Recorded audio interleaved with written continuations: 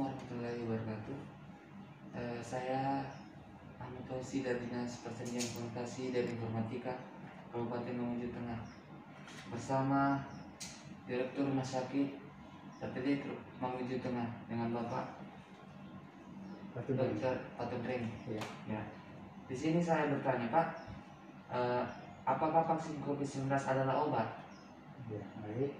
Terima kasih. Sebelum saya menjawab, saya luruskan dulu ya. Nomenklatur rumah sakit itu sudah bukan rumah sakit satelit, tapi rumah sakit umum daerah. Rumah sakit umum daerah Kabupaten Mamuju Tengah namanya. Itu sejak tahun 2015. Ya. Apakah vaksin COVID adalah obat? Saya kira pertanyaan yang bagus. Vaksin COVID itu bukan obat. Vaksin COVID itu adalah suatu zat yang digunakan untuk membangkitkan atau memunculkan kekebalan tubuh.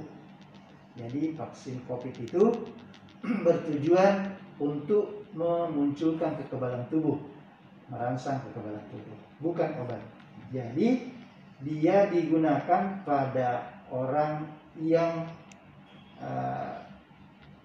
tidak sementara sakit COVID, tapi digunakan pada orang yang sehat supaya nanti muncul kekebalan tubuh khusus terhadap COVID-19, sehingga nantinya ketika dia terserang virus bisa tidak jadi sakit, ataupun kalaupun sakit hanya ringan. Pertanyaan kedua ini, Pak, bagaimana cara vaksin COVID-19 bekerja? Iya, vaksin COVID-19 bekerja untuk menimbulkan kekebalan adalah dengan cara memancing tubuh untuk membuat kekebalan. Kenapa?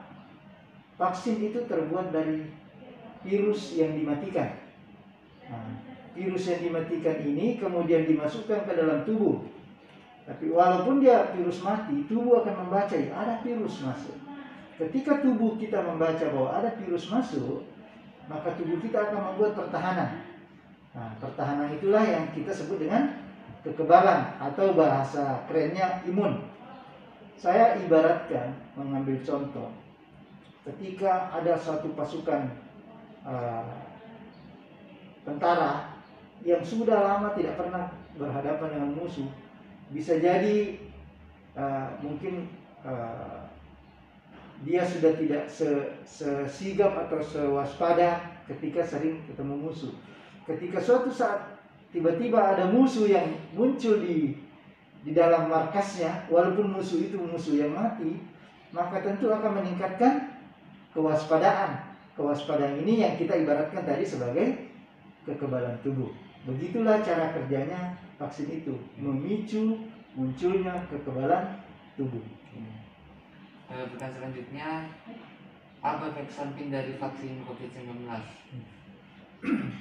Efek samping dari COVID-19, ya, ada efek samping yang bisa terjadi segera, ada efek samping yang bisa terjadi beberapa saat atau beberapa jam atau hari sesudahnya. Efek samping yang kita dapatkan informasinya bahwa kadang-kadang ada yang merasa sedikit rasa panas di tempat penyuntikan, kadang-kadang ada sedikit rasa kram yang hilang dalam beberapa menit. Tapi setiap penyuntikan apapun ada efek samping memang yang dikhawatirkan, namanya reaksi anafilaktik atau semacam reaksi penolakan. Itu bisa terjadi pada penyuntikan apapun, bukan cuma vaksin COVID-19. Efek samping yang lainnya yang dikhawatirkan adalah bahwa COVID-19 ini kan yang dimasukkan adalah kuman yang mati atau lemah, maka dikhawatirkan jika yang disuntik itu adalah orang yang daya tahan tubuhnya juga lemah, bisa saja tadi virus yang mati atau lemah ini bisa aktif kembali dan menyebabkan COVID ini. Kita belum ada dapat informasi laporan tentang itu, tetapi secara logika medis itu bisa terjadi, sehingga orang-orang yang orang tua yang memiliki penyakit kekebalan tubuh yang rendah, orang penyakit jantung, orang penyakit gula, hipertensi, kan tidak boleh untuk diberi vaksin. Ya. Ini juga Pak, apakah vaksin COVID-19 juga tersedia untuk anak-anak? Untuk sementara yang disiapkan untuk dilakukan imunisasi di Indonesia itu baru umur dewasa produktif. Dewasa produktif artinya 18 tahun sampai 60 tahun. Iya. Itu yang sementara tersedia, tidak menutup kemungkinan ke depannya juga akan tersedia untuk anak-anak, karena seharusnya yang namanya imunisasi itu perlindungannya secara semesta atau secara menyeluruh. Berarti di atas dari usia 60 tahun itu tidak Pak? Untuk sementara Ya. di Indonesia ya, Ya. di Indonesia, karena kita lihat di televisi di luar negeri itu di atas 60 tahun pun divaksin. Untuk sementara di Indonesia tidak. Saya berpikir ke depannya juga akan, karena itu tadi harapan kita adalah secara semesta atau secara menyeluruh seluruh masyarakat Indonesia kebal terhadap COVID-19. Bagaimana tahapan pemberian vaksin Pak? Tahapan pemberian vaksin itu dilakukan 2 kalinya. Pemberian vaksin pertama, kemudian dengan jarak minimal 14 hari dilakukan vaksin kedua, namanya booster. Itu tahapan pemberian vaksin. Sedangkan tahapan memperoleh vaksinasi sekarang ini ada namanya diregistrasi, mendaftar secara ada secara online, kemudian akan dapat tiket atau undangan, kemudian akan diberikan notifikasi untuk datang ke tempat melakukan imunisasi. Untuk sementara di Mamuju Tengah ini yang vaksin yang tersedia digunakan untuk pemberian vaksin kepada petugas kesehatan, tetapi secara bertahap seluruh lapisan masyarakat akan disiapkan vaksin. Jadi ini tahap pertama. Yang didahulukan adalah petugas kesehatan yang memang setiap hari berkontak dengan orang-orang yang mungkin saja atau bahkan sudah positif COVID-19. Pak, ini juga terkait masalah pasien COVID. Bagaimana jika ada seseorang memiliki riwayat kontak erat dengan pasien COVID, terus bagaimana tips isolasi mandiri yang benar? Ya, baik. Di dalam pedoman yang diterbitkan oleh Kemenkes yang sudah dirubah 5 kali, terakhir revisi 5, sangat jelas di situ disebutkan bagaimana penanganan kontak erat. Ya. Yang pertama kita harus pertegas dulu ya, apa itu kontak erat? Ya. Kontak erat adalah mereka yang kontak dengan penderita positif COVID. Nah, apa itu kontak? Nah, kontak itu yang pertama bersentuhan. Bersentuhan itu bisa bersalaman, berpegangan, berpelukan, atau kalau orang berkeluarga bisa berciuman.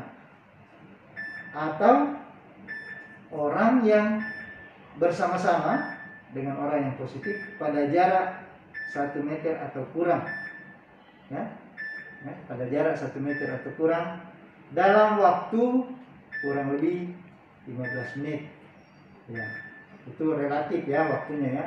Karena kalau kita tidak batasi itu nanti cuma lewat di samping kita katakan kontak erat. Nah, ini kontak erat juga bisa untuk petugas kesehatan. Petugas kesehatan yang menangani kasus COVID-19 yang tidak menggunakan alat pelindung diri yang lengkap. Nah, yang lengkap itu artinya melindungi hidung, melindungi mulut, melindungi mata. Tentu ada standar-standarnya. Ruangan ini standarnya ini. Ruangan yang lainnya misalnya standar itu definisinya itu dulu yang harus kita pertegas. Nah, ketika ada orang yang sudah kita kategorikan kontak erat sesuai dengan definisi tadi, maka sesuai dengan pedoman di revisi 5 tersebut dikatakan bahwa satu orang tersebut harus mengisolasi dirinya ya kurang lebih 14 hari. Apa arti kata isolasi? Artinya menghindari kontak dengan orang lain. Ya. Kalau dia bergejala selama masa isolasi, maka dia wajib dilakukan pemeriksaan swab. Kalau dia tidak bergejala, tidak wajib, tapi bisa juga. Ya, kalau petugas kesehatan, karena kita berpikir bahwa dia akan kontak dengan orang-orang banyak nantinya, setiap orang kontak erat yang petugas kesehatan akan kami lakukan pemeriksaan swab PCR. Tetapi kalau yang di umum tadi, boleh hanya melakukan isolasi mandiri sampai 14 hari. Kalau tidak ada gejala selama 14 hari, dianggap selesai masa observasinya sebagai kontak erat. Syarat-syarat isolasi mandiri yang baik, sebenarnya syarat utamanya adalah sarananya.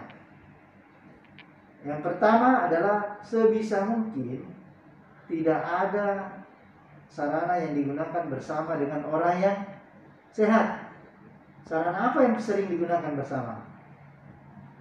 Sarana kamar mandi, MCK.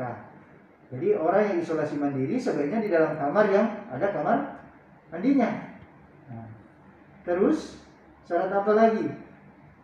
Makannya kalau bisa jangan gabung, terpisah. Ya, peralatan makannya tersendiri. Kenapa? Karena penularan bisa terjadi melalui kontak langsung atau melalui benda. Nah, isolasi mandiri yang penting adalah bisa menghindari penularan baik yang langsung maupun melalui benda. Ketika tidak memiliki fasilitas yang seperti tadi, tentu kita punya cara lain. Ya, misalnya kamar mandinya hanya satu. Maka setiap habis menggunakan kamar mandi, harus salah seorang anggota keluarga melakukan disinfeksi atau penyemprotan kepada